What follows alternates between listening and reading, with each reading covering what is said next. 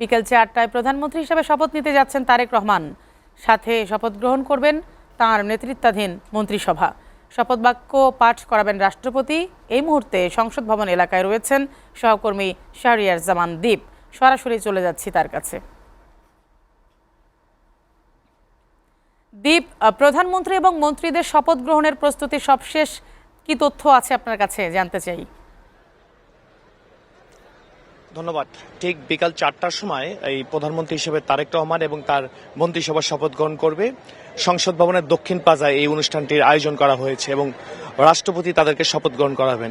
ইতিমধ্যে আমরা দেখতে পেয়েছি এই অনুষ্ঠানকে কেন্দ্র করে কিন্তু নিশ্চিত নিরাপত্তা ব্যবস্থা গ্রহণ করা হয়েছে এবং এই মুহূর্তে সবশেষ পরিস্থিতি দেখছেন নিরাপত্তা বাহিনীর সদস্যরা এবং অতিথি যারা ছিল তারাও কিন্তু ইতিমধ্যে বিশ্বের বিভিন্ন দেশ থেকে বাংলাদেশে এসেছে এবং সব মিলে বলা চলে যে প্রস্তুতি পুরোপুরি সম্পূর্ণ। এখন শপথ গ্রহণের সময়ের অপেক্ষা শুধুমাত্র।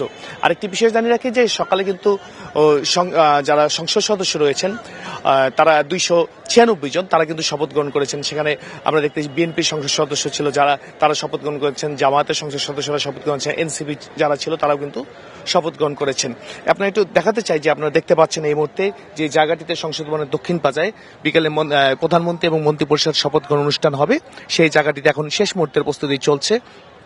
আমরা দেখতে পেয়েছি দুটি বড় স্ক্রিন লাগানো হয়েছে যাতে দূর থেকে মানুষ এই শপথ গ্রহণ অনুষ্ঠানটি দেখতে পারে। এছাড়াও বিটিভিতে এই অনুষ্ঠানটি সরাসরি সম্প্রচার করা হবে। রাষ্ট্রপতি তাদেরকে শপথ গ্রহণ করাবেন। একটু জানিয়ে রাখতে চাই যে সংসদ সদস্যদের শপথ গ্রহণের পরে বিএনপির সংসদীয় দলের সভা হয়। সেখানে তারেক রহমানকে সংসদ নেতা এবং প্রধানমন্ত্রী হিসেবে নির্বাচন করা হয়। এছাড়াও সংসদীয় দলের সভায় যারা ছিলেন তারা মিলে দুটি সিদ্ধান্ত নিয়েছেন। এর মধ্যে একটি হলো যে সংসদ সদস্য হিসেবে যে শুল্ক কোটায় গাড়ি তারা আনতে পারেন সেই গাড়িটি বিএনপির যারা সংসদ সদস্য রয়েছেন তারা আনবেন না এবং সরকারি প্লট তারা নেবেন না। এছাড়া আরো বেশ কিছু গুরুত্বপূর্ণ সিদ্ধান্ত হয়েছে। এছাড়া আমরা জানতে পেরেছি যে সংসদ সদস্য হিসেবে শপথ গ্রহণ পর যে অন্যান্য কার্যক্রমগুলো রয়েছে সেই কার্যক্রমগুলো এখন সংসদ ভবনের ভিতরে চলছে। এই ক্ষেত্রে আমরা দেখতে পেয়েছি যে তাদের ছবি তোলা বা আইডি কার্ড অন্যান্য যে কাজগুলো রয়েছে সেগুলো সংসদ সদস্যরা করছেন। এছাড়া সকাল থেকে আমরা দেখতে পেয়েছি শপথ গ্রহণের জন্য সংসদ সদস্যরা কিন্তু এই সংসদ ভবনে যে সচিবালয় রয়েছে সেটির মধ্যে প্রবেশ করতে শুরু করে এবং 10টার কিছু সময় পরে এই শপথ গ্রহণ অনুষ্ঠানটি শুরু হয় এবং 12টার দিকে জামাত এবং এনসিপি যারা সংসদ সদস্য আছে তারা শপথ গ্রহণ করেন। তো সব মিলিয়ে বলা যায় যে পুরো সংসদ ভবন জুড়ে একটি সাজ এবং উৎসব পরিবেশ বিরাজ করছে। কারণ আপনারা জানেন যে দীর্ঘদিন পরে আজকে এই সংসদ কিন্তু প্রাণবন্ত হলো।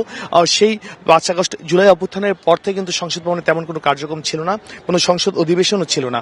আজকে তাদের এই শপথ গ্রহণের মধ্য দিয়ে দীর্ঘদিন পরে কিন্তু এই সংসদ ভবনে কোনো অনুষ্ঠান হতে যাচ্ছে।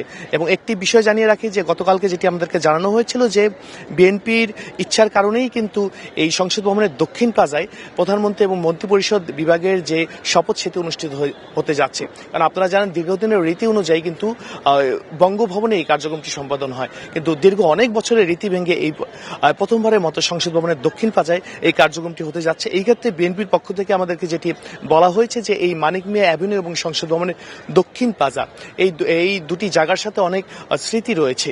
যেমনটি আমরা যদি বলি যে কিছুদিন আগেই মারা গিয়েছেন বিএনপির সাবেক চেয়ারপারসন বেগম খালেদা জিয়া, তার জানাজা এখানে হয়েছিল। সেই জানাজায় কিন্তু আমরা দেখতে পেয়েছি যে বাংলাদেশের বিভিন্ন জায়গা থেকে সাধারণ মানুষ কিন্তু এখানে এসেছিল।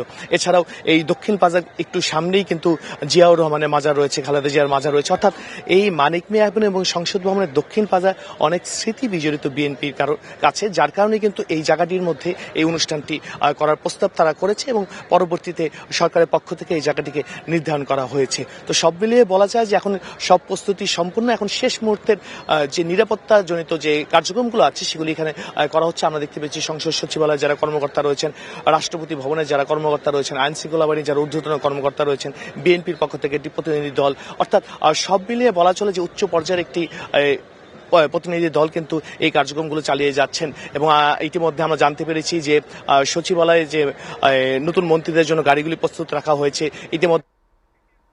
জি দীপ, আপনাকে অনেক ধন্যবাদ।